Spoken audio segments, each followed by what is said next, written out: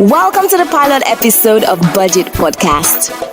Budget Foundation is a foremost civic tech organization leading the advocacy for fiscal transparency and accountability in Nigeria's public finance, as well as across other African countries. We play an active role in project tracking and implementation in Nigeria's 36 states and also have a series of tech products that help citizens to follow the budget and government spending, thereby holding elected officials accountable.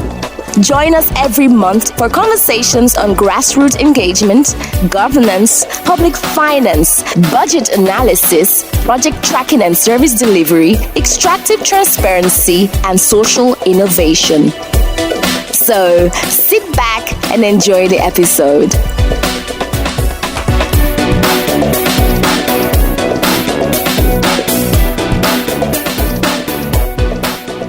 Okay, you're welcome to the second episode of our podcast, the second part of our series on the Petroleum Industry Bill. And today we'll look in the last session, we look at the minister, we look at NNPC, and we look at also the agencies, the institutions involved. Today we'll look at three issues. One is the issue of the fiscal. How will Nigeria earn money from the petroleum industry going forward? Two, we also look at the host community bill or the host communities. That's been contentious. In fact, part of when we had the four breakdown, when we were still fragmenting this bill, we had one on governance, we had one on administration, we had one on the host community, and we also had one, I think, on the fiscal. But, everything is bundled up together now, so we have a single bill itself. And we start with the fiscal, and stay with us because this might get a bit tricky. And I'm going to start with something. I remember that the NIT did a publication 3 years ago, if I'm right, where they look at the costs of inaction. Let me give you a bit of background history here. The current rule that governs the Nigeria's deep offshore, deep offshore, so which means you put the oil rig on at ICs and you're prospecting for oil on the ICs. So or you have maybe like Bonga, it's done by Shell, and I think Agbami also by Chevron. That the fiscal arrangement that guides that was written in 1993. And now, when it was written in 1993, the rule was that the royalties that you pay, the royalty is what you pay for export. So let me call it in what what you pay to the owners of the land, or to the owners of the space. Part of the arrangement, for we have taxes, we have royalties, we have different things like that. You have the royalty that is being paid, and the royalty at that time was not structured on the basis of price. So the royalty then was only structured on the basis of depth. So when prices then were maybe $20 per barrel, $15 per barrel, the royalties was easy. Now, the rule was that Nigeria was supposed to have ended this 15 years after, I think in 2004, we should have brought this whole system to an end. And now we should bring the new, which should have been the Obasanjo period, bring the new, a renewed fiscal regime in place for the oil industry. You will not believe that even we did not do that. We had a chance in the time where oil prices were $140 per barrel, where $100 per barrel was high, and we should have made adjustments to the royalty based on the oil price, not based on the depth of your prospecting.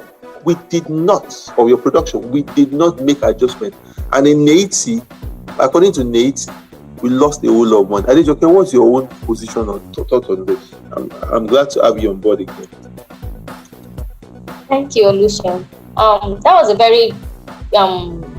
very huge mistake on the government's part. But of course, bygone is bygone. We have to move forward. Yeah. Because I saw the Navy report then, and I'm like, so all this money just gone like that. But then it's gone already. There's nothing to do. So we have to move forward, and I think that's why they've tried to and put some charges for the under the fiscal framework But I think again in the new bill is on the depth of their of the areas, not on what they're actually producing. So they put for example, they put some percentage for the onshore areas, some for the shallow water, some for the water bases and deep offshore. So they're actually looking at the water depth before them for the royalty payments, not what they're actually getting from the volume of crude they're getting. So I really don't know how that works. If that is more profitable to the government than using the amount of the volume of crude oil the companies produce. So the fiscal framework is one aspect of the bill that is very, very technical. So it's actually very difficult to even break it down and understand the fiscal framework of the bill. I not get to learn. So I really don't know how that works. I'm not really sure how that works. If it's more profitable to charge on that, on the volume, on the depth of water, or probably on the volume of crude oil they actually get. I mean, two questions. So let me circle back again about the position. So it was a PSC contract. It was written that in 1993, and it says that like in 1993 was when the modeling was done, and the rule is that when oil prices exceed above $20 per barrel, which was in 2004. That trigger should have set in, because that's what was written in the act, that when it exceeds $20 per barrel, and that was in Obasanjo, that trigger was not taken. And it also says 15 years from that bill, amendment should have been made. NEITI estimates that Ibe Kachuku estimates that because we didn't make that change, Nigeria lost between $21 to $60 billion. NEITI estimates that we should have brought around $16 to $28 billion to the coffers in his own estimation, based on what we did not do, and it all comes back to the politics and the politics. Somehow we've failed not to do the right thing as when we should have done that. And NEITI did this extreme model, which was really exciting about what they did, and it's a bit sad that when oil prices were great and we should have benefited more, we didn't take that advantage. The same thing even around the joint venture, the incorporation. Just imagine that then, when oil prices were around $120, $140 per barrel, and I'm sure you told me let's not go back to the past, or maybe the past will make us reflect and make us learn. When oil prices were high at that point, and we should have been able to, kick this provision in and get more. We did not. But now the outlook does not look interesting anymore. Everybody's talking about electric vehicles now. People are all talking about shale oil now. So if you are even trying to do too much at this point, you'll be turning off investment.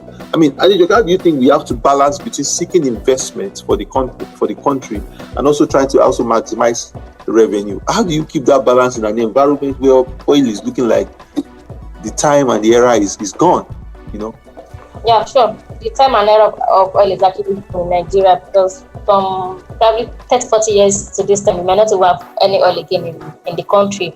So I think what the government is supposed to do is going forward with what's happened in the past, we should learn from our mistake. So going forward, probably what they will do is the bill should be reviewed. They might say maybe every 5 years. Because trust me, how much the amount of what crude oil goes for today is not what it will go for in maybe 2-3 years to this time. It might be more expensive because it keeps going high. So the bill might have to be reviewed. Maybe not. It might not be the whole bill. Maybe just some aspects, so that we will not be short-changing ourselves. So because what these oil companies are actually getting, to me, if they're not making money, they will have left our country a long time ago. So trust me, they know what they're doing. They're making huge revenue from Nigeria. So the government should keep reviewing the bill to suit our needs, to profit us.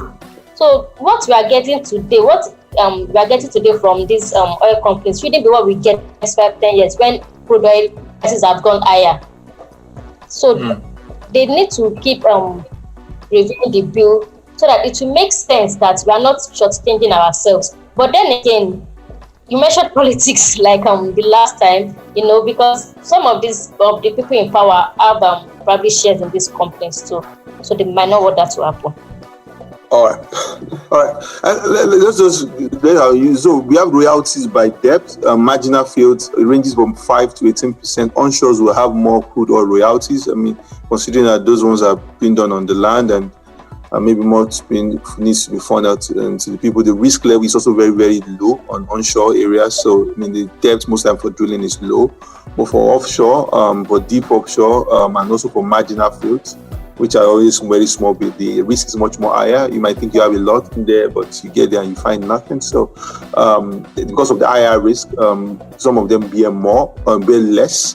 But for the ones where you have deep offshore, where those ones also they bear less, but the onshore gets more, 18% for onshore for the royalties.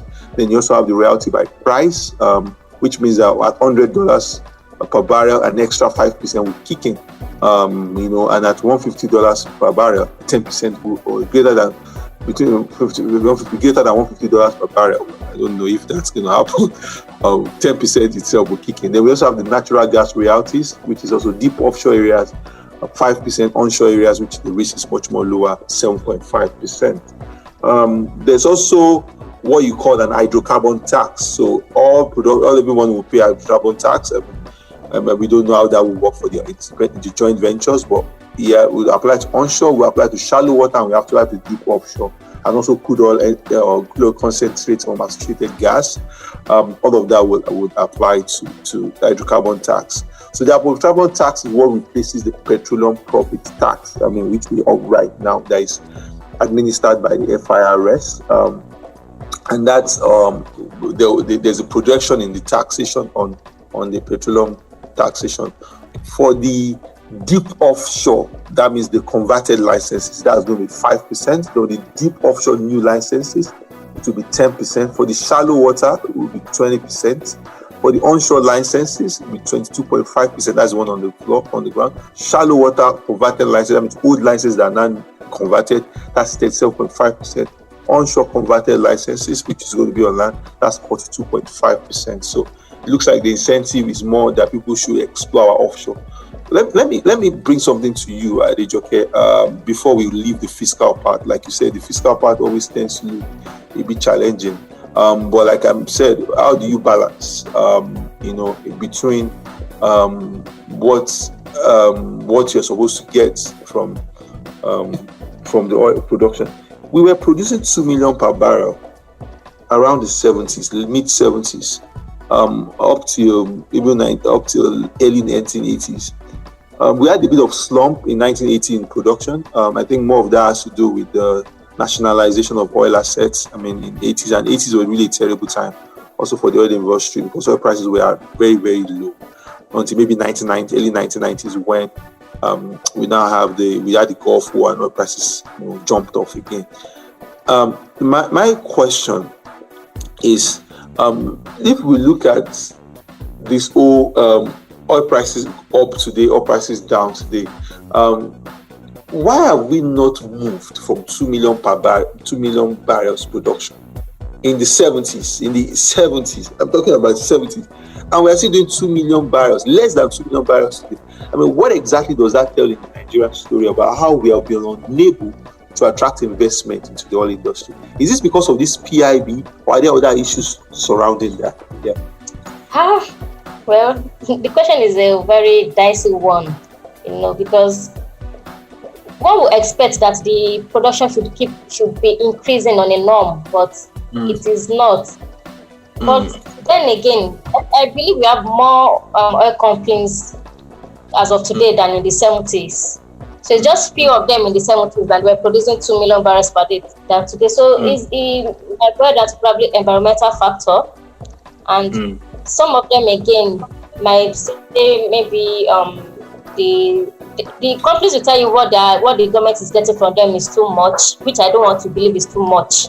But they will claim, the profit they're making is not much. So it's not, they might say it's not encouraging them to, produce more crude oil. Then again, I believe our crude oil is actually depreciating, it's going down. Our reserves is actually going down. So you don't expect them to get discovered crude oil in the country. They won't get that again today. So that might be a factor too.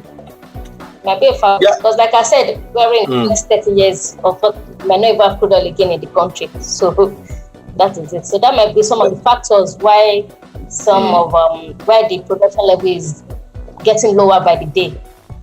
Yeah, I mean, there's a country called Bahrain. Bahrain ran out of crude oil, and somehow it's not like maybe we don't have reserves much more than we have currently now. We don't have people who are prospecting to reserves. And I'm going to bring you a bit here. So let's look at major oil producers in the world. United Arab Emirates does around 3.1 million barrels per day. Kuwait does around 2.9 million barrels per day. The population of United Arab Emirates, I mean, when Nigeria says, we are producing a lot of stuff, is 9.7 million people. That's possibly you're just bringing Kano. It's not even up to the population of Kano State. I mean, that's like half of the population of people living in Kano State. Or even or when you look at Kuwait does around 2.9 million barrels per day. Now, Kuwait's population is 4.2 million people. That's more like the entire Bayelsa, is producing, or maybe you say Anambra, is producing oil, much more than Nigeria, like 2.9 million barrels per day. And that tells a story. When people look about our oil production size, we don't look at it, we don't reference it per capita, because we know by the time you benchmark that against our population, you see that our production level is actually very, very small. Yeah, it's very, very small. It is the same thing you have, with even like Angola, where you have a population of 31 million people. That's more like a sixth of our population, and they are producing 1.8 million barrels per day. So it comes back to the question: we've made wrong choices over the years, and that's why you can see that. And the PIB is centered to that. We did not get the legislation to be much more modern that addresses the new concerns. We were relying on the legislation in 1969 for the governance and the administration, and maybe in the 1993 PSC decree that we had. These were military relics. We did not make adjustment to all of that significantly, and that was powering our petroleum industry itself. And as you can see, this is really a big challenge. I will leave the fiscal now, and I will just end on a small note. So, based on the analysis by a petroleum economist, Mr. Dr. Ekpine, he looked about that the current take is around 84% for existing government take, on the highest. But the 2019 puts has reduced the take significantly for the deep offshore. So I think there's a bit of sense that where we want to go much more is on the deep offshore. It looks like the 2020 PIB, made a bit of sense, in terms of how, understanding that we need to significantly balance profitability and also being able to attract investment and also revenues to government. The pricing, the relatively, based on the analysis we have, especially for the deep shore, offshore, the taking is a bit much more lesser. But we also understand that more would be on on the side of the royalty rates when the price goes up itself. Another thing is also, how do we even reduce the cost of our production? Our cost of production is one of the highest in the world, sometimes between $15 to $25 per barrel. How do we also make sure that we are able to look into the factors that trigger, our cost of production within the country itself? When you have countries like Saudi Arabia that produce as low as $5 or less per barrel, we move forward from that, and we check into that, and we go into the oil community. I don't want us to waste a whole lot of time here, but we go into the oil producing community in itself. The PIB leaves this open. It leaves this open, like everybody is an oil producer, is a host community. Like, we are all host communities. I mean, what's the implication of this itself? Because it looks like that was the contention in the last PIB. If a pipeline passes through your environment, you somehow become an host community. there's actually a difference. A pipeline is just passing my backyard, then I want to lay the same spot a community where they actually drill oil will lay on. It's not possible, it's not done. So I think those ones are actually called impacted communities, right? So the last PIG, the last host communities bill actually stated host and impacted communities. But this bill is stating host communities, so it's bringing them together. No, there should be a difference. So what the host communities we get shouldn't be what the impacted communities we get. So, but the PIP is not, it didn't state the difference. Just put both of them on the same page. It shouldn't be, because there are a lot of virtually pipelines are everywhere. So are you saying the whole country are host communities? No, it's not done. So there should be actually we have stated the difference. Yeah. Okay. I mean, we'll come into we'll look into the bill and talk about the community, and we can run through the process of how it looks a bit complex the way this has been structured in my own head, and I think that's my biggest problem with this part of. We have the commission and the authority, which we mentioned in our first part series, will be the upstream and the midstream and downstream. It's called the authority. We spoke about them, and they will be responsible for managing all of this. Every company will have a trust. Every company will have a trust. We set up a trust for the community where oil is being mined or where that is defined as an host community. And when you have that trust, you are going to appoint people who are going to have a fund manager who is going to manage the entire trust. And the allocation of funds, 75% shall be for disbursement of projects in the host community, while 20% shall be kept as a reserve fund. So in case when the major fund ends, that becomes a reserve fund, and not exceeding 5% of the fund shall be used for the administration of the trust. 2.5% of the actual operating expenditure will be made as contribution to the host community development trust fund. Now the problem is, how many trusts are we going to have? Is it going to be do each company set up a single trust? Or are they going to be able to fragment their expenditure on a case by case basis? To say, okay, we are producing in a small community, and we're going to create a trust for that community, or it will not be a general trust. I think those are the kind of things that there has to be clarity. I know you maybe those are the things that you see that people start beating themselves up. The problem I also have is on the board of trustees. It does not make it compulsory for the members of the community to be a member, to be part of the board of trustees.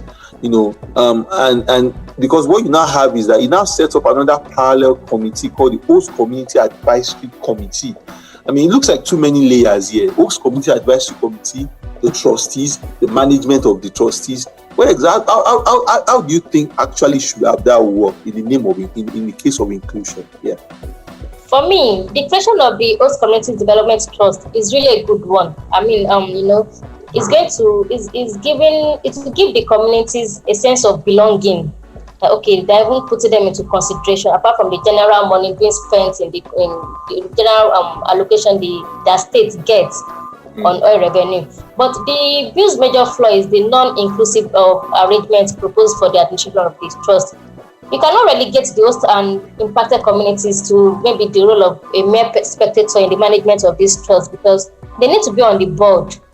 And that's why I don't buy the idea of having an advisory committee from the host communities. No, the major board for the administration of the fund, at least there should be one or two, or let's say 2 or 3 representatives from the communities, because they know they are coming from their own needs assessment. They actually know what they lack in their community, so they can bring that on board, not some committee making some decision for them without getting their input.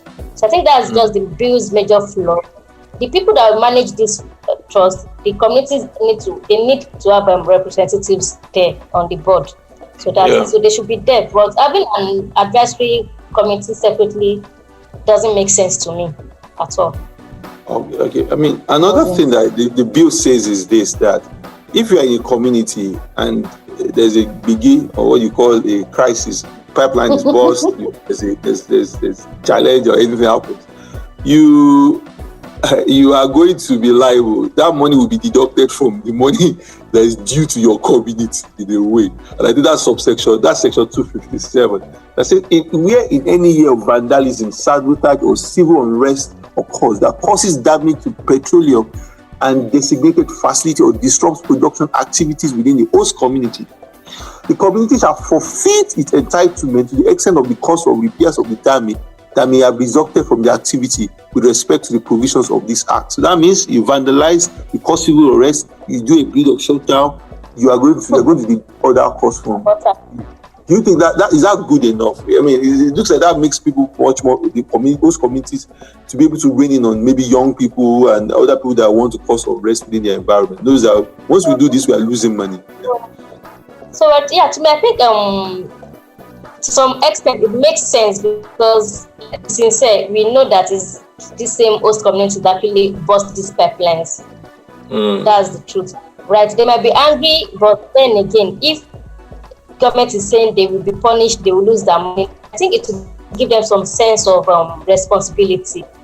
No, we need to look after these pipelines. Trust me, they will form some form of maybe vigilante within themselves. That no, we need to make sure nothing happens to this, because society is at stake, But then again, there should be there's a need for balance. The security agencies responsible for these facilities should also bear part of the punishment. It shouldn't be the host communities alone. We know that there are some people that actually is these agencies, that these security people that give these community members information that this pipeline break, this particular pipeline they are passing, that transporting crude oil through it, so we come, and then they go there to vandalize it. They don't just assume that let's break this pipeline and see if there will be crude oil transporting at that point in time. So there are some people that could give them information, and these are most likely the security agencies. So they should also bear part of the brunt, So, but the communities getting the points, to me, some sense is a form of giving them some sense of responsibility, and I think it's fine. I'm fine with it personally, but they shouldn't bear the brunt alone. There should be a balance there. There's a question here. There's a question here for the host community development plans. So, and if I take it a step at a time, the communities also have a needs assessment. I like that. The fact that communities are supposed to do a needs assessment, they're supposed to have a host community development plan. That plan is what is meant to now be submitted to the management of the trust. We will now get approval from the trust itself. But my own question is that how do you set up a trust? How do you set up a trust to oversee projects that will be done in the environment, and whereas there are no rules around the communities themselves are not even on board for those approval. I mean, you can bring people on the outside, but on the outside, but one of the more advantages is that a membership of the management committee shall have one representative of each host community, and executive members of the trustee shall be Nigerians of those as for the management. But I feel like they could have made this much more simple. Whereas even if you are creating a trust on a separate way, in a way you could have made like the trust should have been for each community, not you go and say, okay, Mobi is creating a host community trust, because that's what causes crisis. You say, why are you giving more money to this person and this person? Let the community define this. Let the trust. Let if let's assume that oil is produced in this area, because that's what's going to cause crisis, and you pass the pipeline through my area before you now get to the end. I also want to claim that I should benefit from that point as long as my community is hosting the pipeline, But what you can do much more effectively is to sit everybody down and say, okay, for the entire production year, this is the trust that we have created, and this is how we're going to bring everybody on board on the trust, a representative, so that we are all aware of what we are trying to do, and they will now have a management that everybody submits their plans to. We cannot be part of that. But I think the way you have trustees, management, advisory committee, I mean, it makes it too how do I put it? Too cumbersome to manage. And also, this is an environment with so much with so much crisis in some sort of way. So in a way, it gets me worried, if this is not managed in a way this will even lead to much more crisis. What do you think? What can, I mean, we because it says something here. It says in this document, it says, an host community means any community situated into the area of the operation of the settler, that's the operator who is doing the work, or any other community that the settler might determine pursuant to chapter 3 of this act. I think the way this has been vague, gets me worried that this would somehow, if care is not taken, this would somehow lead to a form of crisis in some sort of. What do you envisage based on this host community thing? Yeah. Because, like I said, host communities should be different from impacted communities. People hosting where they're actually getting this crude oil should not get the same benefit they shouldn't get the same benefits with those that it's just communities. But the bill is not putting enough definition that the bill has put them in the same category. It shouldn't be.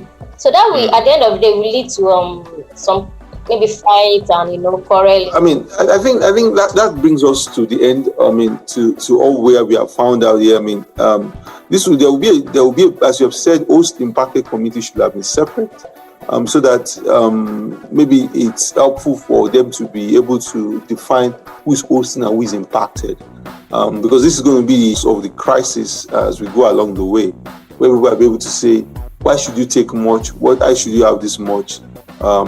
It should have been less, or it should have been more, and things like that. And we'll just wrap up with the final positions of the bill itself, the PIB. There's some parts that looked into the issue of the environment. We looked into issue of the winding down of the companies and things like that itself. It looked for the trustees, but I think let's take 1 minute. We cannot talk without looking at the environment. Let's take what's your own view of how the PIB has talked on gas flaring and things like that? What does that look like in the PIB before we put this to an end? I think the PIB has still not done a very great job when it comes to gas flaring, because the penalties for gas flaring are still very low compared to the impact of the same offense. And because the penalties are very low, operators will prefer to flare the gas and pay the penalties, as the cost of preventive flare is marginally high, because they're saying they want to process this, they want to bring in gas infrastructure and process the gas and transport it. That is very, very more expensive than penalties for gas flaring. So I think the bill has not a great job in that aspect. The penalty should be way higher. Fine, I know that in the last 1 or 2 years, gas flaring has really reduced in Nigeria, which we've been very glad about. As at 2020 Q3 report, according to NNPC reports, gas flaring was just by 70%, about not up to 7% of the entire gas production. Yeah, so we can talk about the bill does not specifically even lay claim of a penalty. It says Section 105 says a licensee or lessee shall pay a penalty pursuant to the flare gas regulations. So it leaves that even to another bill to decide what does the flare gas regulation. But it says that in Section 108 that there shall be a national gas flare elimination and monetization plan to the Commission, which shall be produced in accordance. There's also a part of the bill that talks on domestic crude oil supply obligations, which means that at any point in time, if there's an emergency, we talked about that, there will be the Commission can mandate that such crude oil should be used to service obligations of the crude oil. Shall understand that, and also talk about domestic gas distribution. Just because we know that that's an existing situation. The authority itself can oblige or can mandate the domestic gas obligation to happen at a specific rate that is competitive. Because it says that subsection 11, section 110, subsection 11 says that the Commission shall discontinue the imposition of domestic gas delivery when it believes that the natural gas market has attained full status. And one of the things people have said is that because we have compelled people to pay a specific price for the domestic gas market, is one of the reasons why we are not seeing enough investment in that area. Because if I'm producing, there's an obligation of what I have to sell back to the government, and that pricing itself is not, or sell within the domestic environment, not to the government, sell within Nigeria. And sometimes that pricing is not really the best for producers. So, I mean, we'll put an end to the PIB here. Your final thoughts, Adejoke? I will put on my final thought, and that will be the end of this. Yeah. So, my final thought is on, the bill generally. I think it still needs some few amendments. So, I really hope that after, they are done with the public hearing, both Senate and as of last week. So, I believe they should try to get people's inputs and look into it. And there are some key areas that they really need to amend. So they shouldn't just take this bill and pass it. They need to amend some areas. Fine, is a laudable feature that that even considering the PIB this year, like since 2020. I was actually surprised when they brought the new PIB last year around September. But then again, they need to sit down and look at it critically, get experts to look at it, and so that at the end of the day, we shouldn't just pass a bill that maybe in 2-3 years it will not make sense. It won't profit us again. It won't make any sense. So that's just I think that's my last thing to say about the bill. Yeah. Thank you, Adejoke. I mean, we're wrapping up. I mean, I agree. We've laid these on 5 things. We need to look at the discretion of the minister. We need to make adjustment to that. 2, we spoke about NNPC itself. I mean, we spoke about that in the first part. It needs to be much more efficient. This bill does not in any way find a way to put NNPC in an efficient mode. It looks like we're going to move all the staff, and if we're not careful, all the assets that are existing prior to NNPC, in the current NNPC, will be in the new NNPC Limited. We had a bit of struggle with that. We talked about the cumbersome nature of the host community bill, and also how we have to differentiate between host and impacted community, so that we're able to divide the line about those whose community is been possibly damaged or bearing the environmental cost of production. There has to be the definition between that and maybe those who just have the pipelines running in their backyard. That has to be, because at the end of the day, if the pipeline is damaged maybe 5 miles away or 2-3 miles away, the production definitely will be shut down. So there has to be a way to keep everybody happy within that space and ensuring that. But there has to be more clarity around. And we also talked about the fiscal. Looks good, looks great. But we also struggle about how does this now work within the economy, within a situation, in a time where our prices are, really low and the outlook does not look great. And I will end up with Adejoke's call. It's great that we have started this. It's great that we are moving forward in the direction of this. It's great that maybe this is the closest chance, because this bill was technically an executive bill. The last bill was more like a private member bill drafted by the National Assembly. But this is an executive bill. So whatever comes at the end of this is what the president would finally sign. We also know that the presidency and the National Assembly, looks like there's some camaraderie, happiness going between all of them. So at the end of the day, we should get a bill, but let's get a good bill.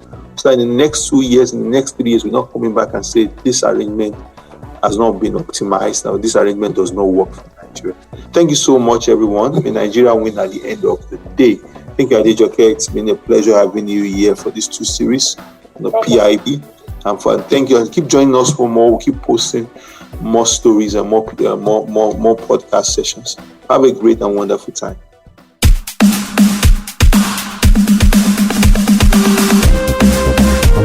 Thanks for tuning into our podcast. If you have any questions, do not hesitate to reach us via our social media platforms, or you can send an email to info@yourbudget.com. Do not forget to subscribe to our channel on all podcast platforms. See you next week.